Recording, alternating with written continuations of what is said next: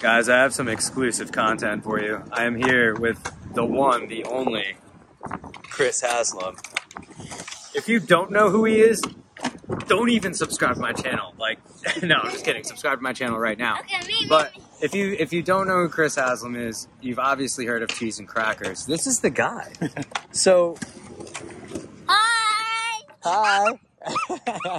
So, Chris, I thought maybe we could talk about it. Like, when you and Daewon were filming Cheese and Crackers, was that all planned? Was that like spur of the moment? Were you guys like, hey, we're gonna work on a mini ramp project and we're gonna like? Yeah. It was like that. It was more like that. Well, we were skating a lot together, so it was, and we would skate mini ramp stuff, and we thought having a mini ramp video would be cool, but we didn't think it was.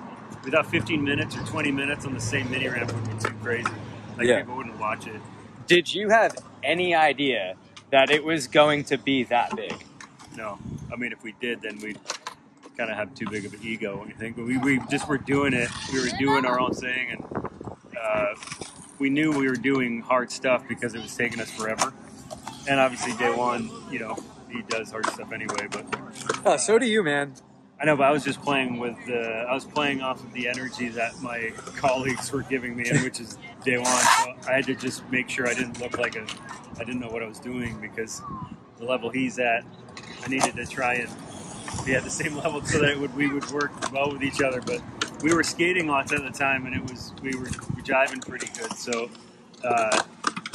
it went better than we planned, for sure. So when you guys were seshing together, like seshing this ramp, were those tricks, were you guys like, okay, I'm gonna think of this trick, all right, I'm gonna do this trick, or was it more like we're skating and this trick just came into my mind, oh, that might be cool, let's do that? Yeah, it was more that way.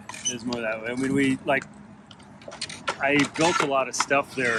Like, I would come in the morning and I'd build a lot of stuff, you know, and then I would just sit and wait and just stare at it until I could figure out what I could do there. And then usually Daewon would show up and he would, you know, be doing the same thing. So we'd just sit and be like trying to look and see what we could do on it. And then all of a sudden we got into a routine where it kept happening more, and then Daewon started doing it, and we'd go back and forth, and it just turned into all those weird fucking obstacles. Yeah. You know, I mean, there was a lot of stuff in there that never got... And there was a lot of double stuff, too. Yeah, double stuff, too, yeah. I mean, that was just us messing around. Like, we would just skate. The double stuff, I would personally think that you guys would have to plan that out. Well, we would skate, right? And I would like, get into a trick that would be, you know, pretty sturdy. And we would just, you know, like, maybe he could do some... Because Daewon, you know, he just kicked crooks all the time. And I mean, getting into a back 50 is no problem. Right. So it's like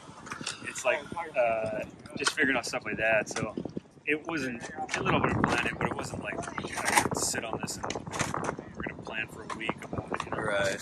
It wasn't like, you know, like Tony Hawk and Andy Mack and X Games for doubles. It wasn't a routine. No, it's not. We never planned a routine. I mean, the biggest thing we've ever did was like maybe, you know, 2 or 3 tricks, but it wasn't like a whole thing. Most of it was spur of the moment type stuff, you know. And that's how skateboarding should be. It's just like you just go out and you just fucking skate. Yeah. You know. Yeah, it is. Like, are you a Mark Suciu fan by chance? Yeah, I like Mark. It's like when I hear the word skateboarding in my head, I literally think of his like parts. I'm like, because his parts kind of look like he's just flowing. He's just like in the streets, just skating. Well, it's him and dudes like Tom Knox, like the the new one. Yeah, and the Atlantic Drift guy. Yeah, and then those type of dudes that they skate differently than a lot of people, you know, and it's more spontaneous what they do. You know, it's not so planned. I mean, obviously they plan some of it because they do hard ass tricks, you know. But like Booznitz is the same. Booznitz is the best. I skated with Booznitz once in SF, and like I remember skating around the city, and he was like just doing stuff, and he's shooting photos of it, and I was like, I would never shoot a photo of that. I would never even like I wouldn't even step to that. Well, not even that way. Just like I would literally never, because he's like alling over stuff into little banks. I would not shoot a photo because I didn't think it was like anything crazy. I mean, he made it look sick, and then when I seen the photo, I was like, damn. Yeah. So he's got like 48 photos, and I don't have any. Oh. but they're all like. I'll shoot a photo of you right now. Where you want to go? I'm not saying that. I'm not saying that it was easy either. No, it was just definitely. like the type of spots that he sees are different than what I see, and He would thrive on the East Coast. Oh yeah, he like would. where I'm from. He would. And he skates like 1,000,000 miles an hour too. I know you need bigger wheels. I think though, like softer wheels, no? Yeah, I mean these are the 98 durometer, a little softer. Yeah. I thought there was gonna be a plug there. You should have plugged your old pro wheel right there. Oh yeah, I mean yeah. These are my pro model wheel, you know, old school skateboard co. Go check it out. There we go. Link in the bottom. Yeah. No, Booznets and Suchu and like Tom Knox, those dudes are.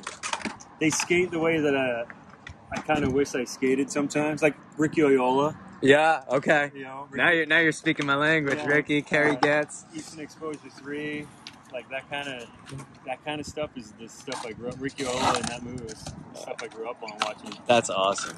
But I can't skate. I can't do that in the street. You know what I mean? Like I don't feel comfortable doing the way that I look in the street. Like it's not like when I see those dudes skate in the street, like Suchu and Ricky and all these dudes, they feel like they belong in there, and they look sick. You know, I can relate to that. Like I grew up skating a lot of contests, and I was like the park shark in my local area. And I always did well in contests, and that's kind of like how I got my exposure. So when I started filming street parts and everything, it was like a whole new world. I had to like get comfortable even like falling in the streets, you know? No, it's different. Like I just don't feel like I belong in that. My skating doesn't cater to that sort of stylish. You know, it's really funny to hear you say that because like, in my opinion, you're like one of the best skateboarders in the world. Like you can do things that like people think about doing in their dreams, and you like put it to reality. I just spent a lot of time trying to arrange my skill set to cater to the types of terrain I'm skating, but it's not like I find it hard for me to look like stylish in this you know, like in the streets. That's why I'm really a single guy. Like I do singles. Most of the time, it's just like a... Guys, it's so true that we are our biggest critics. Like, really. I mean... No, like, I don't like my line skating, so when I see Boozness and when I see, like, Suchi doing lines like that, that's stuff I don't... I mean, I do singles. Are those razors? These are... I saw you call me, but I'm doing it. Do you have a razor for me? Oh, in my bag, yeah.